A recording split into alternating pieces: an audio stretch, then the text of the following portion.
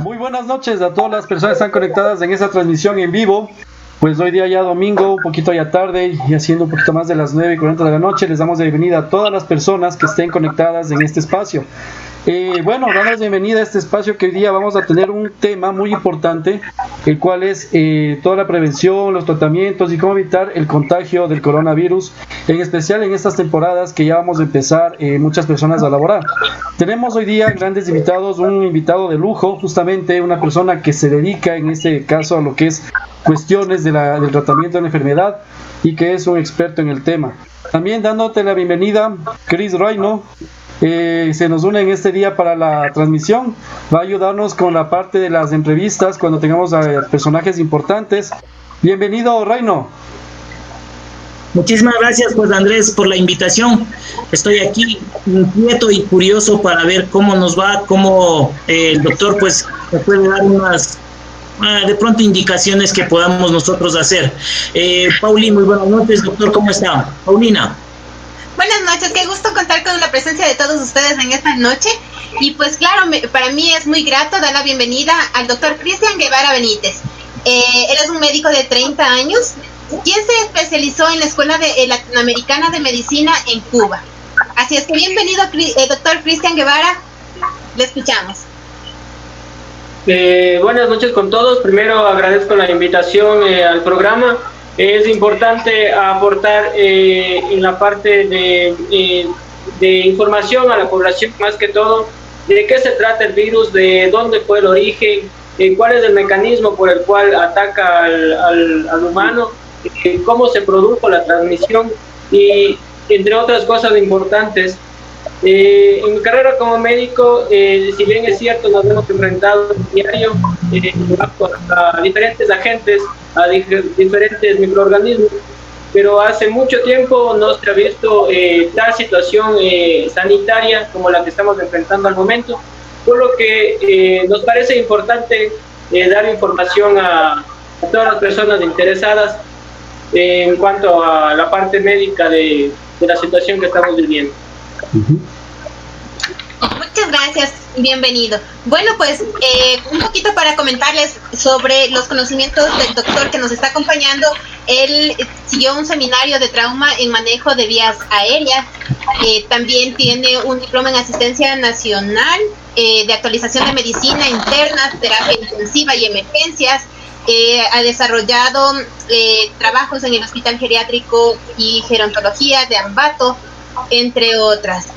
Algo que me llama muchísimo la atención es, para empezar, sobre el inicio de esto. Cris nos tenía una pequeña introducción. Cris, te damos el paso. Claro que sí, muchísimas gracias. Bueno, yo creo que lo fundamental aquí, o la pregunta principal que tenemos es, ¿este virus vino del mercado de comidas exóticas de Wuhan o fue desarrollado? Básicamente, ¿cómo empieza esta situación? ¿En dónde nace? ¿Cómo hace? ¿Cómo empieza esto? Si nos puede dar una pequeña guía de cómo está, doctor, desde su punto de vista o desde su conocimiento. Bueno, lo que se podía encontrar en la literatura, que si bien es cierto, existen las dos teorías, en la que la una menciona que el virus fue creado en un laboratorio, mientras que la otra menciona de que el origen del virus es de un mercado chino donde debido a sus costumbres venden animales vivos que son de consumo muy particular de esa zona, ya que en la zona de Occidente no se ve esa alimentación.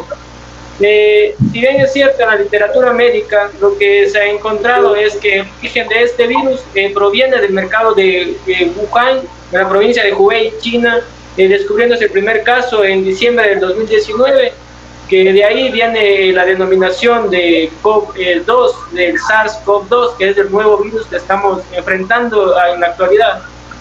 Una consulta ahí, doctor, justamente cuando nos dice que es un nuevo virus. ¿Este virus que estamos actualmente ha tenido ya algún tipo de modificación, o mejor dicho, algún tipo de mutación en la actualidad? ¿O seguimos con el mismo COVID-19 que se lo conoce comúnmente? Actualmente lo conocemos, viene de una familia de muchos virus. La coronavirus es una familia muy amplia de virus que anteriormente se relacionaba más con enfermedades un poco más leves, respiratorias, diarreas.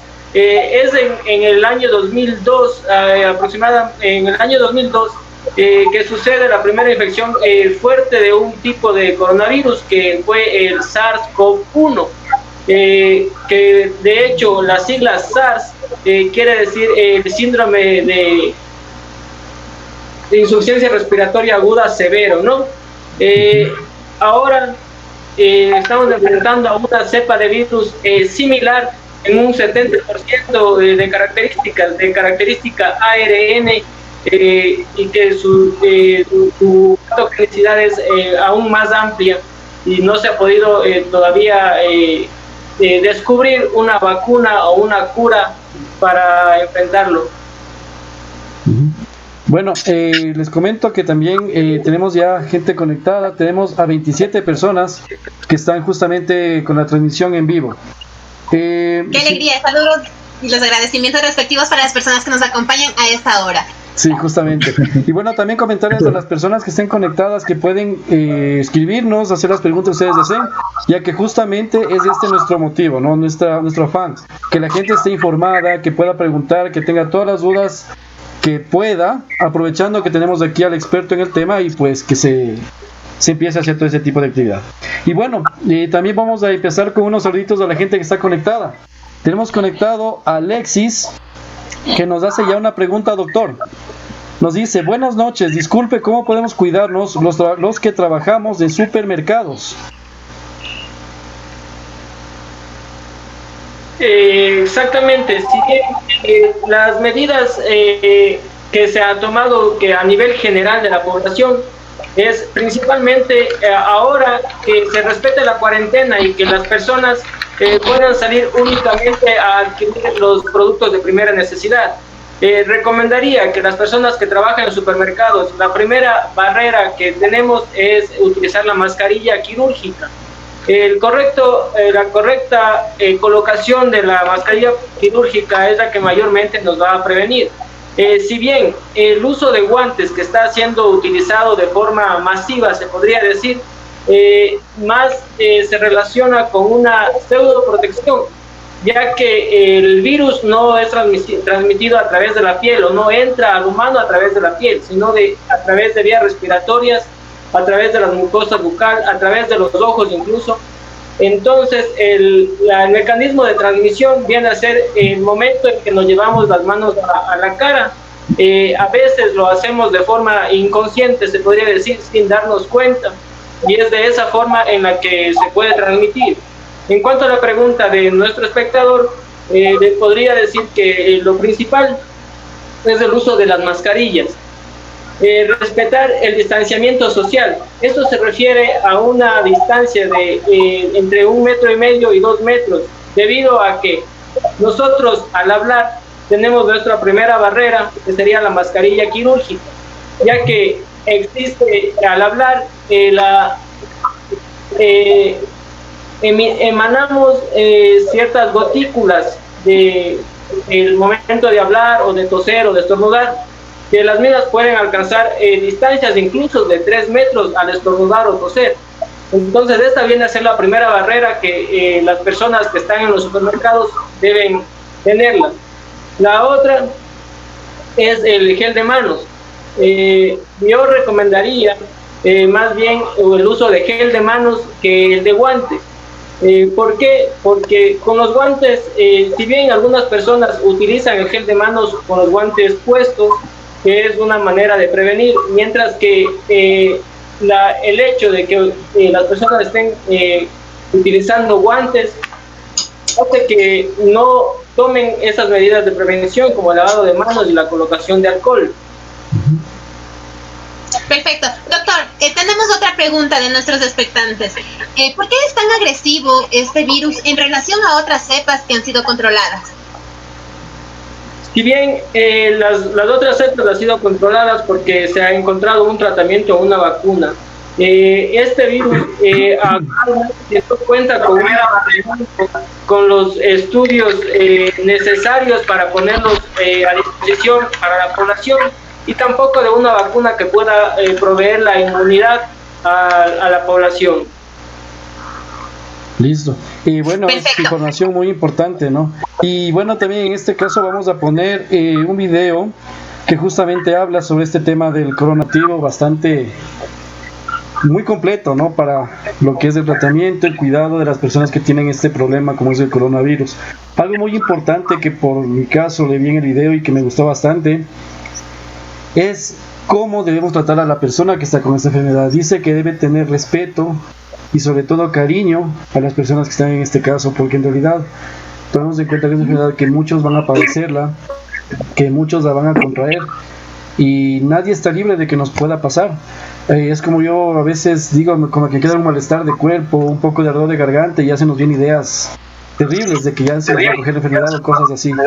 Entonces son temas que son bastante complicados. Pauli, por favor. Sí, bueno, pues en realidad es una enfermedad que nos afecta a nivel mundial, ¿no? Entonces, antes de ir con saludos, quisiera que el doctor nos explique cómo se hace el diagnóstico, cuáles son los exámenes necesarios para determinar que una persona está contagiada de este virus. Bueno, las pruebas de las que disponemos actualmente son dos. La primera, que es para identificar el ARN del virus en sí, analizar el virus que existe en el organismo, y la segunda, que es una manera indirecta de identificar inmunoglobulinas, que son células que aumentan su producción en caso de detectar un agente externo, en este caso el virus, el coronavirus, que de manera indirecta aumentan los niveles de la inmunoglobulina M, inmunoglobulina G, que son las pruebas rápidas que llamamos, mientras que las otras pruebas son para identificar en sí el microorganismo. Bastante interesante, doctor. Muchas gracias por su información. También quisiera dar en esta pregunta de las pruebas. Detectar el coronavirus sería un examen. Ahora, para identificar la severidad de la enfermedad, ya que en dependencia del individuo, la capacidad inmunológica del individuo para enfrentar el agente externo, depende la severidad de la enfermedad, las manifestaciones clínicas, que puede empezar desde unas manifestaciones clínicas respiratorias leves como una tos, fiebre baja que puede ser controlable, hasta una insuficiencia respiratoria severa y una disfunción multiorgánica. Perfecto, muchas gracias por la explicación. Andrés, vamos con saludos. Sí, tenemos saludos de toda gente conectada, bastante gente conectada. Bueno, vamos a nombrarles para que también sean parte de la interacción del programa, ¿no? Tenemos por aquí, a ver, permítame para verificarles. Tenemos a Laura Velastegui. Buenas noches, de éxitos. Laura misma nos dice saludos desde España. Nos están viendo desde España en este momento. A ver, por aquí tenemos más saluditos. De Betty Velastegui Araujo. Saludos desde Chicago. Andrés Gilbert Espinosa. Saludos desde Suiza. Nos están viendo hasta Suiza. Qué chévere, qué bueno. Qué contento que me pone eso. Es chévere cuando podemos expandir este tipo de programas para que la gente esté informada, ¿no? Alexis nos dice, es la misma pregunta de la persona que decía de los supermercados. En los que trabajamos en supermercados, ¿podemos usar guantes de lavar para poder trabajar o manipular mercadería? Es la pregunta. Dejémosle un ratito hasta ahí. Tenemos una pregunta de Daniela Pastor. Muy buenas noches. Se felicita, punto y aparte, que trate esos temas de gran interés. Doctor Cristian, una consulta, por favor. ¿Qué tan sabio es para las personas este químico amonio cuaternario y si es mejor utilizar detergente con agua para desinfección de nuestro calzado y de las manos y del jabón de manos? También, por favor, si es tan amable, ¿qué tiempo vive el virus en plástico y en el material? Muchas gracias y bendiciones. Saludos desde Ambato. De acuerdo. Respecto a la primera pregunta de que si se puede utilizar guantes de látex o guantes de goma o guantes de lavar, de hecho el guante viene a ser una barrera que impide que el microorganismo penetre en la piel. Entonces el guante que se puede utilizar, sea de látex o sea guante de lavar,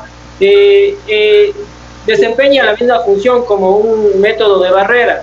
Lo que hay que aclarar aquí es que con o sin guantes se debe utilizar el gel alcohólico, la solución alcohólica, para disminuir el contagio. Ahora, estas medidas se toman debido a que existe más de un 30% de la población que está contagiada, es decir, es portador del virus sin presentar manifestaciones clínicas, son asintomáticos, sin embargo son capaces de transmitir el virus a otras personas. En cuanto a la siguiente pregunta del amonio cuaternario, del jabón utilizado para lavado de manos, normalmente sí es recomendable el uso debido a que esto rompe la membrana lipídica que cubre al virus y de esta manera lo desactiva, lo podríamos decir de esta forma. Se utilizan varios agentes antimicrobianos que son tanto como para virus, bacterias, hongos, que también está utilizado el cloro, el amonio cuaternario, el jabón de uso común, se debe utilizar. Doc, hay una pregunta antes que continuemos con las preguntas de Chris. Por ejemplo, cuando estamos utilizando el alcohol, escuchar y quisiera que me aclare esta duda. Se dice que el alcohol produce alergias en las personas. ¿Es cierto esto? Eso depende de cada individuo. Como decimos, la respuesta es de cada individuo. Hay jabones incluso que de cierta marca produce una reacción de hipersensibilidad en ciertas personas y en otras no. Entonces, hay diferentes maneras de lavado de manos, ¿no?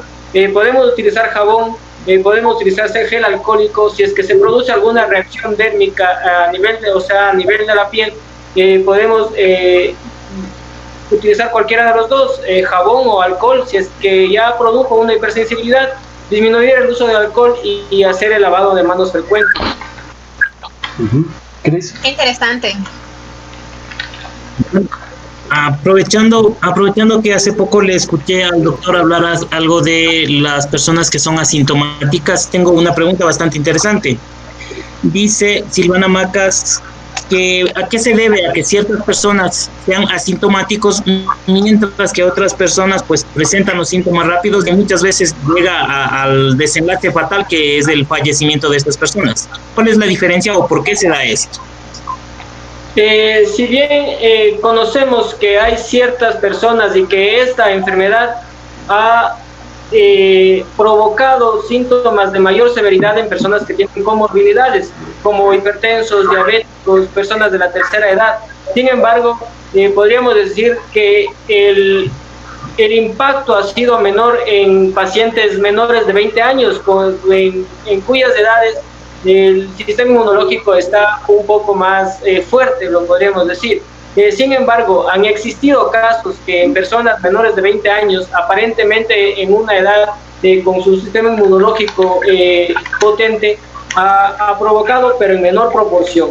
Ahora, esto básicamente se debe a la reacción inmunológica que se produce, a la reacción inflamatoria que se produce dentro del organismo, debido a que si bien este organismo tiene un receptor específico por donde penetra a la célula humana, que es la enzima convertidora de angiotensina 2. Esta enzima convertidora de angiotensina 2, que la podemos poner como ECA2, después hago el uso del pizarrón para hacerlo de una manera más didáctica. Gracias. Ahora lo explicaré así. Entonces, estos receptores ECA2 se encuentran en diferentes tejidos en el cuerpo, tanto renal, intestinal, neurológico, a nivel del endotelio vascular, que es la primera capa de los vasos sanguíneos. Entonces, de esta manera se ve la diferencia entre las manifestaciones clínicas de unas personas y de otras en base a su sistema inmunológico, a su capacidad inmunitaria para enfrentar el microorganismo. Y ayuda de pronto en lo que es la alcalinidad en los cuerpos. He visto algunos escritos donde dicen que de pronto comerse el limón, el ajo, otras cosas que le aumentan el pH del cuerpo pasando de 5.5, ¿ayuda esto tal vez? En base al pH, honestamente no he revisado algún artículo o algo que mencione que el pH tenga algo que ver, que aumente o disminuya la predisposición a la severidad de la enfermedad. Pero si bien es cierto, las vitaminas que se utilizan actualmente son la vitamina C, que la han recomendado mucho, sin embargo la que se ha relacionado más con la protección del contagio y de la severidad de la enfermedad es la vitamina D, debido a que viene a hacer un papel de inmunomodulador en nuestro cuerpo. Muchas gracias, doctor. Bueno, desde España nos preguntan, ¿de qué manera ataca el sistema neurológico, hematológico o respiratorio? De acuerdo. Si bien es cierto, hemos visto que la mayoría de pacientes presentan síntomas respiratorios, es de aquí el síndrome de dificultad respiratoria severo, ¿no? Sin embargo, como mencionaba anteriormente, la enzima convertidora de angiotensina se encuentra en varios tejidos, en diferentes tejidos, aproximadamente 70 tipos de tejidos diferentes, donde encontramos este receptor, que es por donde penetra el virus, ¿no? Entonces, las manifestaciones, la fisiopatología de las manifestaciones respiratorias. ¿Y por qué es más frecuente esto? Porque la mayor cantidad de estos receptores, enzima convertidora de angiotensina 2, se encuentra en los neumocitos, que es la estructura primaria del sistema respiratorio, de los pulmones, ¿no? Mientras que en el sistema neurológico no se sabe si de manera directa o a través de mediadores, con la respuesta inflamatoria sistémica que se produce en cierto grado de la enfermedad, porque se ha descrito ha existido personas que de pronto su primer síntoma fue anosmia. La anosmia se refiere a la pérdida del olfato. La persona sin causa aparente pierde el olfato y se sospecha. Nada de esto está todavía absoluto, nada todavía es absoluto, todavía está en investigación. Y se sospecha que la forma de ataque al sistema neurológico puede ser por vía directa, por mediadores, a través de la respiración. Si bien tenemos aquí la lámina cribosa, está todo el sistema central, nervioso central, directamente, que puede ser por exostosis y endocitosis del sistema respiratorio, atacando las células del olfato y produciendo la anosmia principalmente, y que posteriormente estos pacientes han empezado a presentar las manifestaciones respiratorias y el fallo multiorgánico posterior. De ahí que puede atacar el sistema neurológico, como respiratorio, como renal, como digestivo, porque se ha encontrado también casos que producen manifestaciones digestivas como la diarrea principalmente. Excelente, doctor. Gracias. Es un dato muy importante y que mucha gente tal vez desconoce. Y de paso también yo sí quiero agradecerle públicamente a usted, doctor, ya que incluso tenemos imágenes suyas que estamos justamente viendo en la pantalla superior derecha de lo que estamos ahorita en la transmisión. Y ahí vemos imágenes donde usted está con la protección completa, donde usted está tratando enfermos justamente con la enfermedad. Para usted debe ser, me supongo también, un poco hasta complicado tener ese tipo de actividades. Y por eso, créeme, mi más grande agradecimiento a usted, doctor, gracias por eso. Y voy a pasar a los comentarios, que tenemos bastantes personas comentando. Estamos con Caris Puyol. Saludos desde Riobamba. Excelente información, felicidades por el programa. Tenemos a Vero Ponce. Excelente explicación, gracias al doctor Cristian Guevara. Germán Araujo, saludos desde Guayaquil. Silvana Macas, buenas noches, una consulta. ¿A qué se debe que el virus en algunos pacientes suele ser asintomático? Ese ya creo que leíste, Cris. Ya hablamos de esa pregunta. Oskin Guevara, bendiciones mi ñaño lindo, parece que se conectó un familiar suyo, doctor. Oskin Guevara, saludos al programa. Carlos Puyol, felicidades doctor, excelente programa. Alexis, los que trabajamos en supermercados usamos guantes de lavar para poder manipular la mercadería. ¿Es recomendable? Bueno, ya se habló que sí es bastante recomendable, ¿no? Sí, comentamos de eso, que viene a ser una protección de barrera. Sin embargo, se recomendaría que después de manipular las cosas, siempre se acuerden de lavado de manos, es lo más importante, ¿no? Ajá. Tenemos un comentario de María Amparito López. Una pregunta, ¿se puede decaer nuevamente con los síntomas de la enfermedad? La pregunta es desde España. ¿Se puede decaer, doctor, en la enfermedad? O sea, después de que ya tuvo los síntomas, ¿puede decaer? Sí, sí puede volver a tener la enfermedad debido a que la inmunidad es limitada, ¿no? Entonces sí puede volver a presentar los síntomas. De hecho, últimamente se ha presentado casos de recaídas, la podríamos decir, más no de reinfección, sino de recaída de pacientes que convalecieron del coronavirus en China, vuelven a presentar los síntomas. Ya. Bueno, tenemos otros comentarios también por aquí. Nos dice Joana Alejandra, excelente programa. Y Joana misma nos pregunta, ¿necesariamente se debe tener todos los síntomas en los niños? ¿Tal vez se puede presentar solamente algunos síntomas? En función de enfermedad, para en este caso para los niños, ¿no? Sí, si bien es cierto, a los niños se han reportado pocos casos, debido a que aparentemente el receptor a donde actúa, que mencionábamos, que es la enzima convertidora de angiotensina 2, es en menor cantidad en los niños y es en mayor cantidad en los adultos mayores, mayores de 65 años, que es la tercera edad, ¿no? Por eso también puede ser la explicación de que la afección es menor en niños que en adultos. Sin embargo, no dejan de ser el grupo vulnerable. Discúlpeme, ¿me puede repetir la pregunta última? Justamente de los niños. Leo de nuevo, a ver. Nos dice, era de Joana Alejandra. ¿Necesariamente se debe tener todos los síntomas en los niños o tal vez se puede presentar solamente algunos síntomas? De acuerdo, no es necesario que presente todos los síntomas floridos. Si bien existe una definición de caso en la parte de epidemiología, en la que dice que debe presentar fiebre, tos seca, rinorrea puede presentar,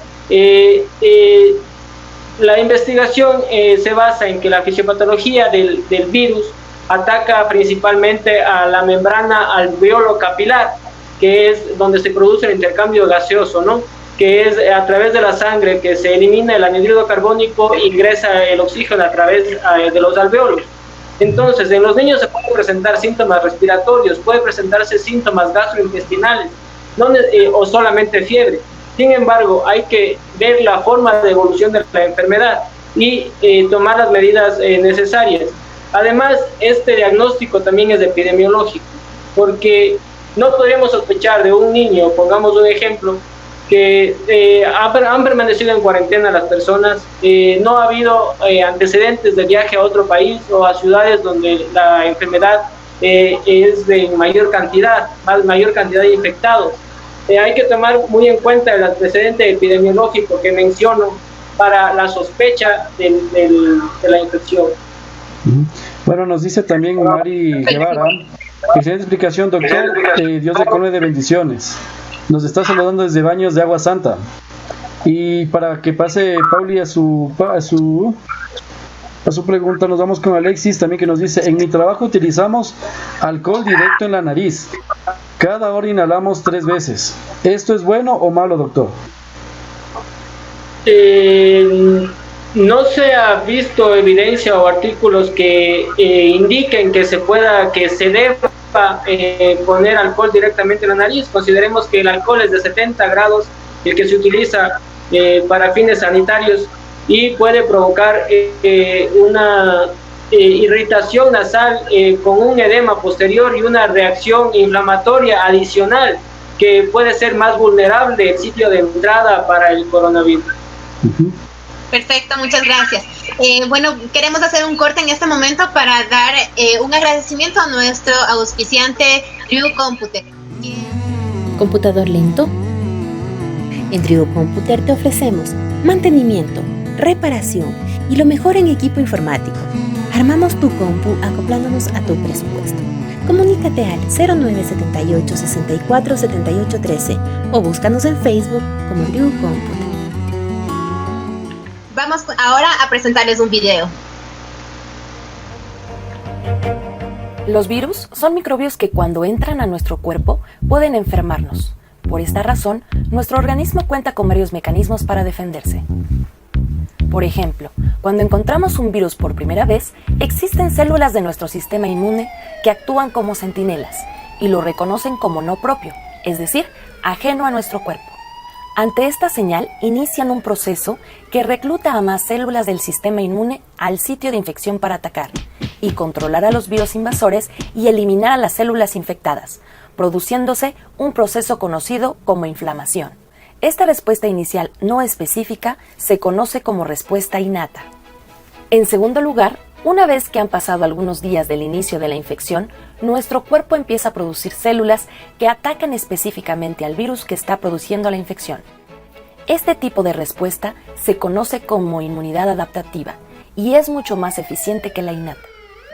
Además, aún después de eliminada la infección de nuestro cuerpo, permanecerán en él células de memoria que serán capaces de responder rápidamente la siguiente vez que ese virus entre a nuestro cuerpo. A pesar de que el sistema inmune genera una respuesta compleja que ataca a varios niveles la infección viral, los virus por su lado son capaces de resistir esos ataques.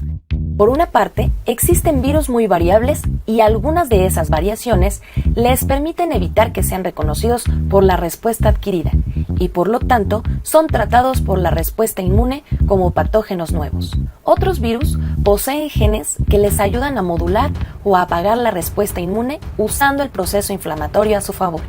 En estos enfrentamientos entre nuestro cuerpo y los virus se asemejan a carreras armamentistas donde cada uno trata de responder a lo que está haciendo el otro, y muchos factores afectan el curso clínico de la enfermedad. A veces nuestro cuerpo gana la batalla muy pronto sin presentar síntomas, y no nos damos cuenta de que hemos sido infectados.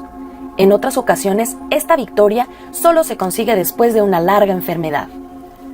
Algunos virus logran el éxito al establecer una infección crónica, es decir, estaremos infectados durante toda nuestra vida, aunque durante gran parte de ella seremos asintomáticos. Pero si un virus es capaz de infectar a otras personas durante el tiempo en el que estamos enfermos, habrá ganado la única batalla que necesita para sobrevivir. Bueno, muy interesante el video que acabamos de ver, tal vez un poco incluso, tal vez un poquito animado, pero algo muy didáctico como para que la gente pueda tomarse un poquito más, no siempre solo de la parte teórica y hablado, ¿no? Sino también un poquito interactuando con imágenes. Chris. Bueno, muchísimas gracias, Andrés. Doctor, yo quisiera irme un poquito por el lado de las medidas de prevención. Estamos tomando, o hemos visto que muchas personas tienen de pronto estos túneles de desinfección. Otros especulan acerca del tiempo de vida del virus. ¿Qué nos puede ayudar? A mí me gustaría saber principalmente eso, el tiempo de vida del virus en el medio ambiente y de los túneles de desinfección. De acuerdo. En cuanto al tiempo de vida del virus, sabemos que el mecanismo directo de contagio es a través de las gotículas. Entonces, en los estudios que se han encontrado, de las superficies que se encuentre, ¿no? Siendo el plástico y el metal donde mayor tiempo el virus puede prevalecer. Sin embargo, hay que tomar en cuenta que al tratarse de un virus necesita un hospedero, necesita un huésped donde replicarse. Si no encuentra un huésped, el virus muere. El tiempo de vida aproximado es de 6 a 12 horas, dependencia de la superficie donde se encuentra el virus. Ahora, con la siguiente pregunta en cuanto a los túneles de desinfección que se están viendo actualmente, hubo un artículo de México en el que menciona que incluso esto sería contraproducente el uso de estos túneles, debido a que se utiliza aerosoles. Entonces, al no saber que la persona que está dentro del túnel pueda estar contagiada, el aerosol se puede distribuir a la redonda del túnel, por así decirlo, y infectar o permanecer en otras superficies alrededor del túnel de desinfección. Entonces, más bien, en lo que encontré de literatura, menciona que sería más bien contraproducente más que beneficioso. Gracias. Nos están preguntando también, ¿qué tan eficaz, por qué existen países donde el impacto sanitario ha sido más fuerte que en otros países?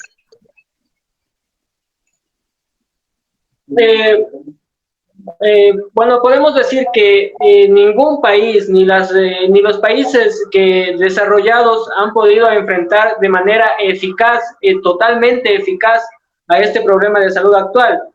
Sin embargo, las medidas que se han tomado con anticipación, de aislamiento, de cuarentena, del respeto al distanciamiento social, han sido medidas que de alguna forma han ido disminuyendo la tasa de contagio. Podemos tomar como ejemplo, en España se tomaron medidas de que la cuarentena o el aislamiento, la prohibición de salida, se realizaba a las 24 horas. En China, en Italia también se hacía 24 horas, no había gente en la calle.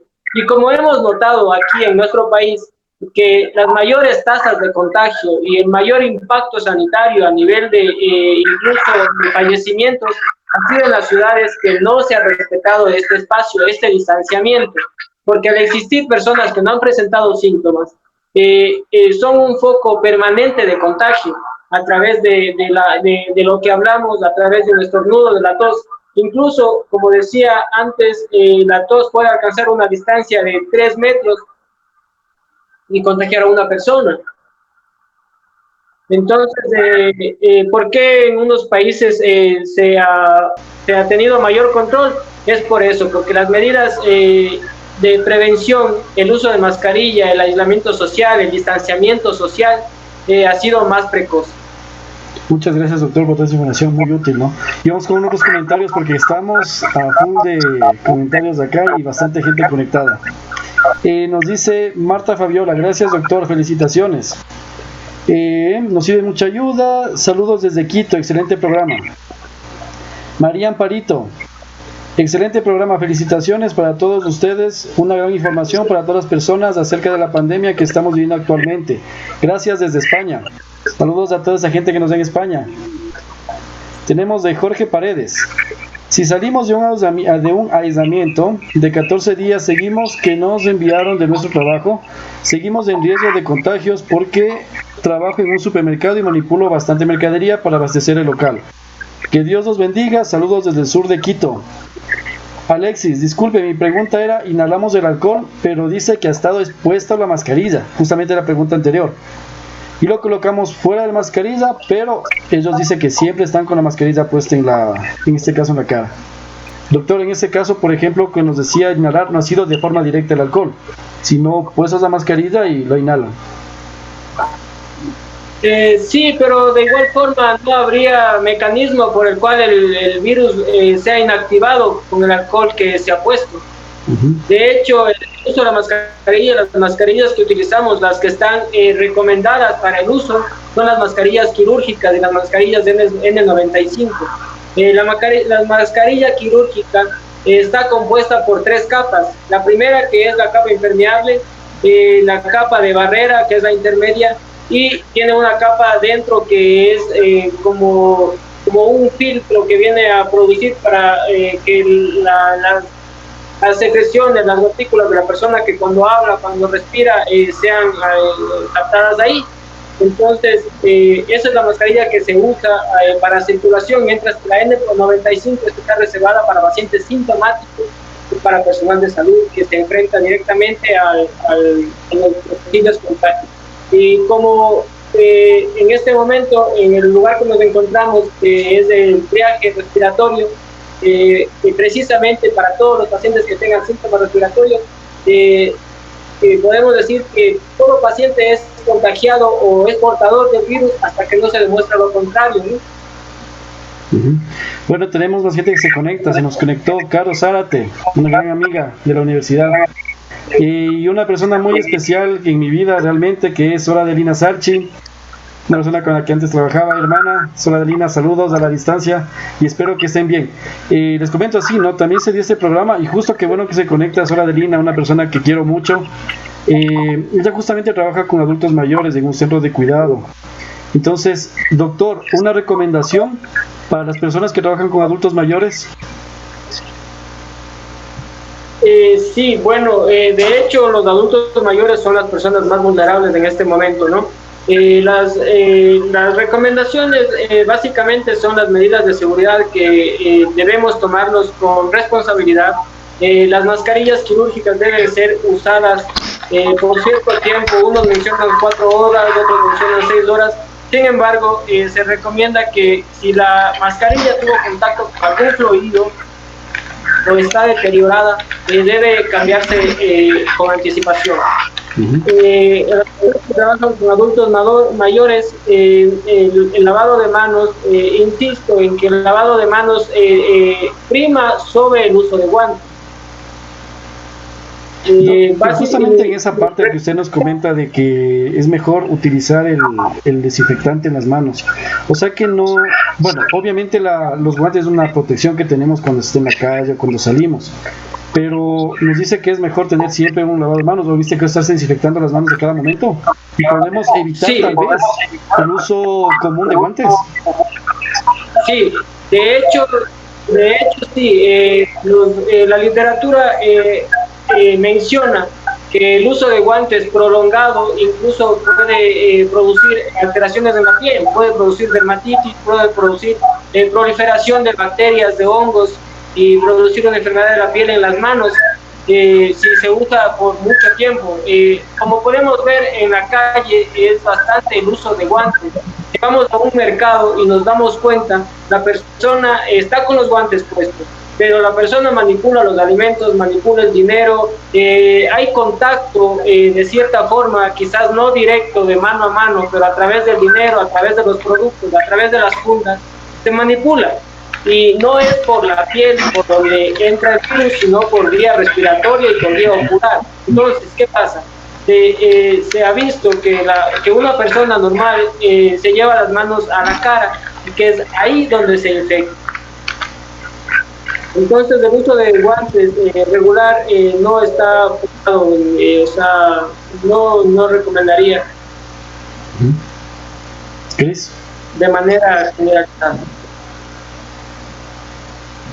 Muy bien. Doctor, parece que tenemos un poquito de problemas con de nosotros. Voy a aprovechar de pronto un poquito esto. ¿Qué sería? Yo creo que definitivamente no se va a dar pie atrás de esto de retomar las actividades el 4 de mayo.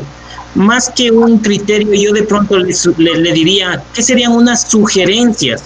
Le doy un ejemplo. Hay odontólogos, sé que el uso de la turbina, los dientes y esto generan como un spray, entonces ellos van a estar totalmente expuestos hasta donde son la verdadera primera línea de infección, porque están en la boca por el líquido que generan esto.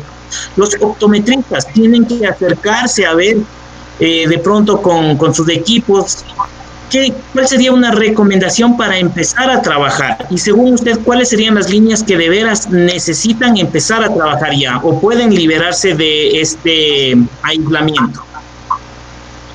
Bueno, de hecho, el aislamiento está recomendado cuando ya las tasas de contagio bajen, y eso no hemos visto todavía en nuestro país. Así que considero que como se está planteando que el 4 de mayo se restablezcan ciertos trabajos nuevamente presenciales, hay que considerar que no todas las regiones del Ecuador, no todas las provincias del Ecuador tuvieron el contagio de la misma forma, mientras que en unas provincias, que en este caso Guayas, que tuvo una elevación al inicio bastante amplia y que se mantiene en una meseta porque no ha bajado. Incluso hay días que sigue en ascenso. El ayuntamiento considero que debe permanecerse todavía, mantenerse en el aislamiento. Las personas, los optometristas, incluso con más razón, porque es la vía directa por donde se transmite la enfermedad. Y la mascarilla, si bien es cierto, disminuye la probabilidad de contagio, más no garantiza 100% que usted no se vaya a contagiar. O sea, aquí tendríamos que empezar con mucha cautela los sitios en los que vamos a retomar actividades, o con mucha mayor precaución. Bueno, les comento también que tenemos más gente conectada y más preguntas para usted, doctor, que esperamos pueda ayudarnos contestándolas. Nos dice, a ver, Steffi Reina: hola, buenas tardes, doctor. ¿Qué sabe del COVID-19? ¿Produce embolias? Gracias, un saludo desde España. Vamos con ese que sería de las embolias. Tenemos otra de Michu Pacheco. Excelente información, doc. Saludos desde Argentina. También desde Argentina, qué chévere. Saludos a la gente de por allá que nos esté viendo. Doc, la primera si podría provocar embolias lo que es el COVID-19. Sí, de hecho, en los estudios que se ha hecho, en las autopsias, se ha visto bastante frecuencia las embolias. ¿Por qué se produce la embolia? Como decía, existen receptores a donde el virus ataca, que también se encuentra en el endotelio vascular. El endotelio vascular es la primera capa que se encuentra directamente relacionada con la circulación de la sangre, ¿no? Entonces, el daño endotelial, que puede ser de manera directa, debido a que el daño endotelial produce una reacción inflamatoria, donde esto va a desencadenar una cascada de citoquinas que va a producir acumulación de células, y de este sería el mecanismo por el que se producen trombos. A nivel de la membrana alveolo hemática, donde se produce el intercambio gaseoso en los pulmones,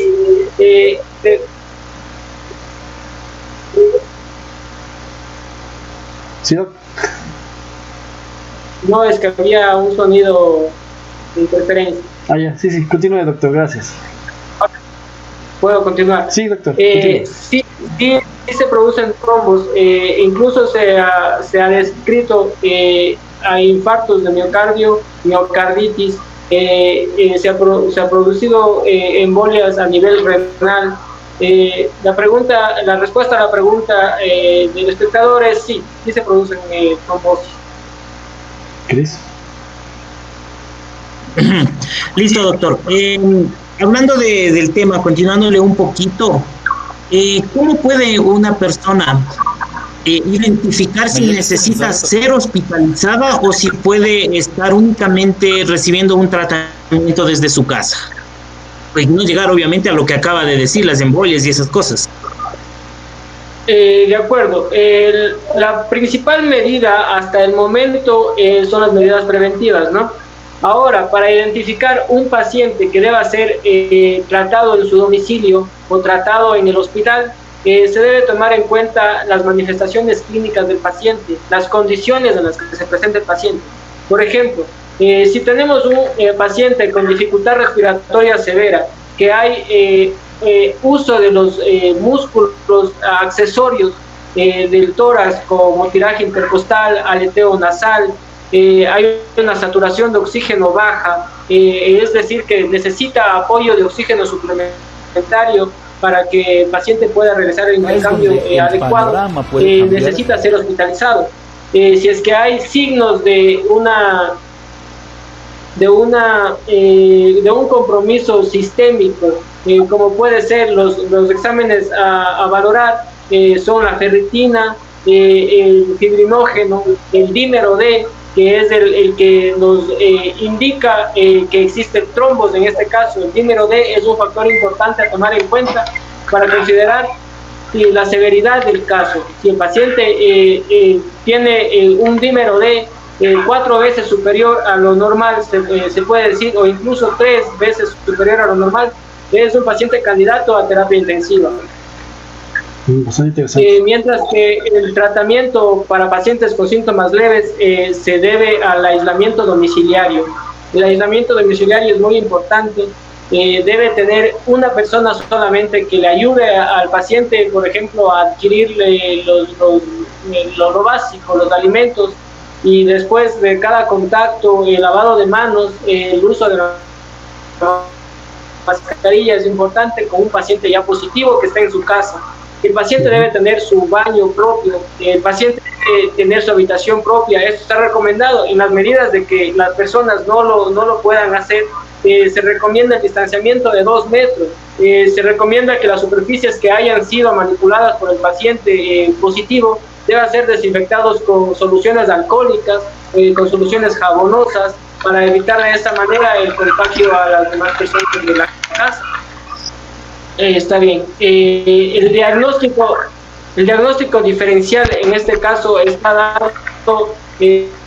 Primero hay que ver el nexo epidemiológico que mencionaba anteriormente, viajes, salidas. Hay zonas en cada ciudad, por ejemplo, aquí en la ciudad de Riobamba se detectó que en el mercado mayorista fue el foco de contagio de muchas personas. Entonces, si tenemos antecedentes de que alguien en la casa, en la familia, tuvo acceso, tuvo contacto en estos ambientes, es más propenso a que esté padeciendo el coronavirus. Mientras que, por ejemplo, con una enfermedad crónica como EPOC, asma, las manifestaciones clínicas de una exacerbación de esta patología a una infección por COVID-19 es básicamente una por el antecedente de la enfermedad que padece. Una exacerbación de asma es, si bien da una dificultad respiratoria, pero pocas veces una crisis asmática produce fiebre. En un paciente con EPOC, si bien la descompensación de un paciente con EPOC produce también manifestaciones como dificultad respiratoria.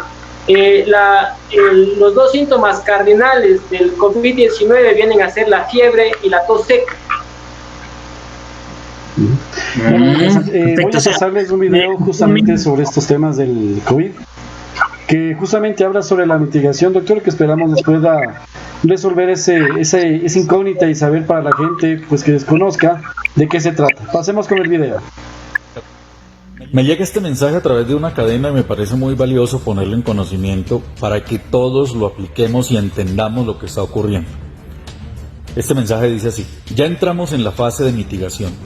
No quiere decir que el virus se haya mitigado, quiere decir que hay que tratar de mitigar la catástrofe que se viene en el siguiente mes. Les voy a explicar brevemente en qué consiste. La transmisión del virus ya es local. Quiere decir que para usted infectarse no necesita tener contacto con un extranjero o con alguien que sea COVID positivo. Usted ahora puede infectarse en cualquier parte sin saber dónde adquirió la enfermedad. Todos son potenciales portadores del virus en este momento. Y esa es la gravedad a la que nos vamos a enfrentar. ¿Qué hacer? Es ahora cuando más estricto tiene que ser el distanciamiento social. Más que nunca. No deben salir a la calle, absolutamente a nada. No deben recibir visitas ni tener contacto con nadie fuera de su casa. Muy importante, no visitas, no amigos, no visitas entre familiares. Todo aquello que reciba domicilios debe ser desinfectado en su totalidad. Las bolsas, las frutas, los paquetes, todo. Siempre piensen en que todas las personas están infectadas. Acá es donde el panorama puede cambiar a una situación como la de España o como la de Italia. Cuando aumenten los casos de manera exponencial, se debe hacer inmediatamente otro aislamiento mucho más riguroso, porque se va a volver incontrolable. Recuerden muy bien que no es el gobierno el culpable, no es el personal de salud el culpable, no son los bomberos, no son los policías, no son los militares, no son los médicos. Aquí nadie es el culpable. Los culpables van a ser aquellos que se creen revivos, los muy inteligentes, los que no les importó el bienestar de los demás. No nos va a matar el coronavirus, nos va a matar la ignorancia, la falta de compromiso, de responsabilidad y la falta de respetar las leyes para esta protección. Y si te contagias y llamas al servicio de ambulancias y no llegan rápido, no comiences a publicar en redes sociales lo mal que te atendieron. Recuerda que el único responsable eres tú. Tú también eres el responsable directo. Recuerda que si no logramos controlar la expansión del virus, la economía se va a frenar aún más, mucho más. Y eso es responsabilidad tuya, mía y de todos por no seguir las indicaciones que han venido impartiendo las autoridades y los diferentes gobiernos de los diferentes países. Todo el personal de salud ha hecho lo máximo, ya han ofrecido hasta sus propias vidas por ayudarnos a todos. Recuerda, nada vale más que nuestra propia salud. Y después de que algo pase, ya no venga a hacerte la víctima. No sabemos cuándo va a comenzar a disminuir la curva de crecimiento exponencial del virus. Todavía no ha empezado el descenso de la curva. Y ahora van a venir los cambios de temperatura, van a bajar las temperaturas y con ello habrá más afecciones respiratorias con los abuelitos, con los mayores, con los niños. Y ese panorama puede generar confusión también porque van a pretender ir a las salas de urgencias pensando que es coronavirus y se van a contagiar allí. O paramos ahora o después ya no habrá oportunidad. No pensemos en qué se hizo mal antes, pensemos en qué podemos hacer bien a partir de ahora para que no nos infectemos. Quédate en casa y envíale este mensaje a todos sus amigos para que sean conscientes de lo que está pasando. Les hablo Ervin Hoyos. Bueno, dando paso a ese video bastante interesante sobre lo que es la mitigación, que muchas personas desconocen. Doctor, quisiera que nos ayude con un poco de información justamente sobre este tema de la mitigación, donde ya prácticamente no sabemos de dónde la persona se contagia, donde por cualquier, o sea, ya no se necesita ni siquiera el contacto de una persona enferma para poderse contagiar. Sí, de hecho aquí se basa la importancia del distanciamiento social, la importancia del lavado de manos. Aquí podemos darnos cuenta que lo que aparentemente es poco utilizado o aparentemente no produce mayores beneficios es lo que nos está ayudando a evitar el contagio. El lavado de manos, el distanciamiento de 2 metros de una persona, de esa manera es como podemos evitar el contagio. Como pudimos ver en el video que nos presentó, no podemos saber en dónde nos contagiamos, debido a que tenemos contacto con diferentes superficies, tenemos cercanía con otras personas que quizás están conversando, hablando. Nosotros no notamos las gotículas microscópicas que son eliminadas en el momento que no sé si nos da tiempo para recomendar a las personas que están fuera del área de salud los 11 pasos a seguir para el lavado de manos. Ustedes me pueden decir si es que tenemos tiempo para poder hablar sobre eso. Si nos ayuda con información, mucho mejor, gracias.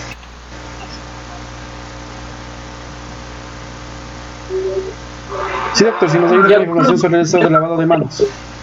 El correcto lavado de manos en el ministerio nos enseñan que son 11 pasos, ¿no?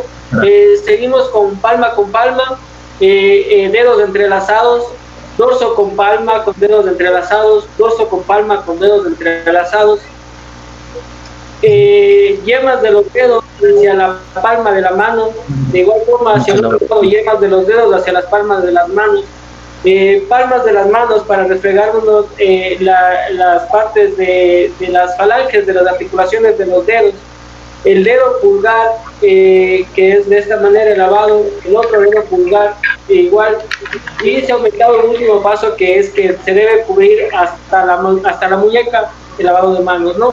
Entonces es importante, lo que importa en este caso es que toda la superficie de la mano sea impregnada de jabón, porque el jabón destruye la membrana lipídica, la barrera lipídica del virus, y lo inactiva, lo podríamos decir de esta manera. Bueno, Pauli, bienvenida, que se nos fue un montón de tiempo. Gracias. Pequeños problemas técnicos que no me permitían conectar nuevamente. pero ya estamos nuevamente. Bueno, muy bien. Siguiendo con esto de las recomendaciones, me parece muy interesante esto del lavado de manos. Pude entender que es preferible lavarnos las manos más frecuentemente que pasarnos puestos de un par de guantes. A la final no nos va a ayudar. Como usted dijo, el contagio no es por piel, sino por la T, ¿no? Sé que es la T de contagio. Entonces eso es lo que nos toca proteger más. ¿Cuál sería alguna otra recomendación que podamos nosotros poner en práctica en nuestro diario vivir? Tomemos en cuenta que a veces debemos salir por cualquier eventualidad y a veces se sale y se regresa enseguida y no pasa nada. Entonces, ¿qué sería lo recomendable después del lavado de manos y la protección de la T de contagio? Bueno, dentro de otras medidas sanitarias a tomar, más que todo para el cuidado de nuestra familia, ¿no? Porque si bien necesitamos salir a comprar productos, necesitamos salir a gestiones quizás de bancos, que he visto mucha gente en los bancos, que he visto mucha gente en los mercados. El regreso al domicilio hay que tomar en cuenta las medidas para prevenir. Serían en este caso el calzado, la desinfección del calzado, que podemos utilizar el amonio cuaternario, podemos utilizar una solución clorada antes de ingresar a la casa, o de otra forma podemos tener un calzado exclusivo para salir de la casa, tener un lugar determinado para colocar ese calzado que lo traemos desde afuera, porque si una persona estornuda, si una persona escupe en el piso, el virus puede permanecer ahí por bastante tiempo. Una persona que pisó eso puede llevar el virus en sus zapatos. No es que va a llevarse el zapato a la cara o a la boca. Ese zapato lo puede asentar, digamos, en la alfombra, digamos, en una silla, digamos. De esa manera se puede diseminar el virus, ¿no? Entonces, las medidas adicionales a tomar en las casas sería la desinfección de los zapatos. Es que es posible tener un calzado para salir de la casa y otro calzado para estar dentro de la casa. La ropa, no sabemos si cuando tocamos una superficie que estuvo con virus y está llevando las manos hacia la ropa, eso. Ahora se han utilizado trajes antifluidos, que si bien no existe una base científica que sustente esto, pero de alguna forma utilizar una ropa y un calzado exclusivo para la salida de la casa y un lugar determinado en la casa en donde colocar estas prendas aparentemente contaminadas sería otra forma de disminuir el contagio. Sí, justamente para una recomendación es que se toma como una medida preventiva de cuidado para el hogar las bandejas que ahora están muy de moda para eliminar las bacterias que se nos puede pegarse en el calzado. Entonces, considero que esta también es una buena medida para evitar ingresar al hogar bacterias, ¿no? Doctor Guevara, muy de acuerdo con su explicación y gracias por excelente información. Eso nos permitirá tomar las medidas pertinentes. Cristian Benítez, excelente doc, saludos desde Morona, nos siguen viendo desde todo el Ecuador. Y justamente es para eso, ¿no? Incluso para poder llegar a los lugares más alejados para que la gente pueda estar informada. A ver, nos dice Alexita Winifred, ¿qué hacer en caso de tener síntomas de inflamación de las amígdalas? Saludos desde Quito. Por ejemplo, este miedo que nos da la gente de que medio nos duele la garganta, doc. ¿Cómo saber cuándo es un simple dolor de garganta común? Puede dar justamente por lo que estamos en este clima tan frío de Quito. ¿Y cómo saber si realmente es del coronavirus? Bueno, de hecho, ahora que existe el coronavirus, no todas las afecciones respiratorias se deben al coronavirus, ¿no? Entonces, aún existen faringitis, amigdalitis, rinitis, aún existen, ¿no? Entonces, el diagnóstico diferencial está basado en que la tos es seca en primer lugar. Los síntomas de vías respiratorias superiores es decir, nariz, garganta, es menor en el caso del coronavirus, que se manifiesta más a vías respiratorias bajas, que estoy hablando a nivel de alveolos, a nivel de donde se produce el intercambio gaseoso. Entonces, podríamos decir que los síntomas de vías respiratorias altas tienen menor probabilidad de que fuera coronavirus, y podrían ser las enfermedades que son bastante frecuentes, ¿no? Amigdalitis, rinitis. Sin embargo, ahora por la situación actual no está muy indicado la revisión de la garganta, podríamos decirlo, porque el paciente le puede toser a usted y si es positivo, usted va a llevar más contagio a más personas. Entonces, básicamente la exploración sería externa, si existen ganglios palpables a nivel de la cadena ganglionar retroauricular, submandibular, que también los ganglios vienen a ser el sistema linfático que se activa cuando hay una infección cercana. Puede ser, o de hecho es una de las formas de hacer un diagnóstico diferencial. Bueno, tenemos al doctor ya de nuevo en la pantalla. Doctor, Pauli.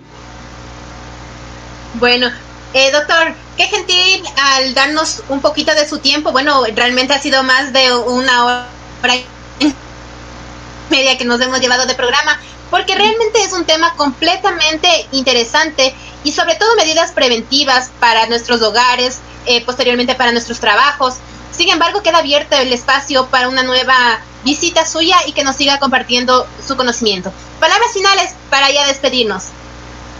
De acuerdo, reitero el agradecimiento, la invitación a su programa. Agradezco a los espectadores. Si tenemos colegas en la transmisión, agradecería sus comentarios, sus sugerencias. Si bien es un problema actual que está con muchos científicos a nivel del mundo en sus investigaciones para encontrar el tratamiento específico, ya que se están utilizando varios tratamientos a nivel del mundo con diferentes resultados, y lo que más se está luchando es en obtener la vacuna, que no va a ser un tiempo corto, pero se está trabajando en eso, ¿no? Es un tema bastante amplio de debatir, incluso hay videoconferencias que se hace a nivel ministerio, a nivel del Seguro Social, en donde se abarcan temas particulares, por ejemplo, en pacientes diabéticos y el COVID, asmáticos y COVID, ancianos y COVID, niños y COVID. O sea, es un tema bastante amplio de explicar, que el tiempo en realidad se hace relativamente corto para abarcar toda esta situación que estamos atravesando. Bueno, antes que nada, doctor, yo le agradezco muchísimo por su tiempo, por el hecho de que nos aceptó la invitación, y esperamos que las personas que han hecho sus preguntas pues haya sido de su agrado, y espero que se haya sido de su agrado, y estoy más que seguro que sí. Doctor, muy clara su explicación, le agradecemos muchísimo por su tiempo. Cris, ¿algunas palabras?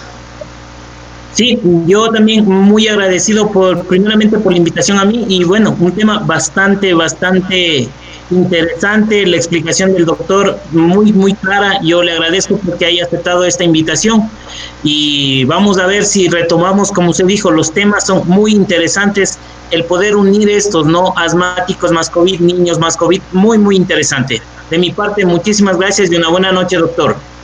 Amigos, compañeros también. Y bueno, antes que nada, hacerles el recordatorio a la gente que tenemos nuestro canal de YouTube, que está como Andrés Río en el canal. Ahí subimos todos los videos ya de todos los conversatorios que hemos tenido. Y bueno, a la gente que se suscriba. En ese momento nos llegó como locos los mensajes. Salieron un montonal de mensajes en ese momento. Pues empleemos unos minutitos más para que todos los mensajes que han llegado sean leídos. Doc, no hay problema, unos mensajitos para leerle, ¿no tiene inconveniente? Sí, no hay problema. A ver, por ejemplo, a ver, se nos fue por aquí todos estos mensajes. Bueno, más que nada, más que irnos por mensajes, doctor, su última recomendación para la gente que ya va a salir a sus trabajos, a sus actividades diarias, algún tipo de recomendación que sea para evitar el contagio, tal vez adicional de los guantes. Por ejemplo, mucha gente está preocupada porque deberá comprarse trajes de protección. Por ejemplo, ¿eso es necesario para la gente en común para salir a trabajar? o necesariamente puede ser con una ropa común y corriente que se utiliza a diario? De acuerdo, en las condiciones que nos encontramos actualmente hay que tomar las medidas preventivas necesarias, ¿no?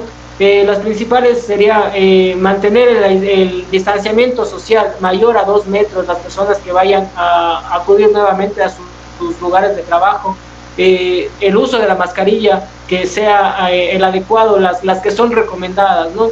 La quirúrgica en este caso, porque hay bastantes mascarillas de tela y demás, que si bien los poros son más grandes y las partículas del virus tienen más probabilidad de acceso, ¿no?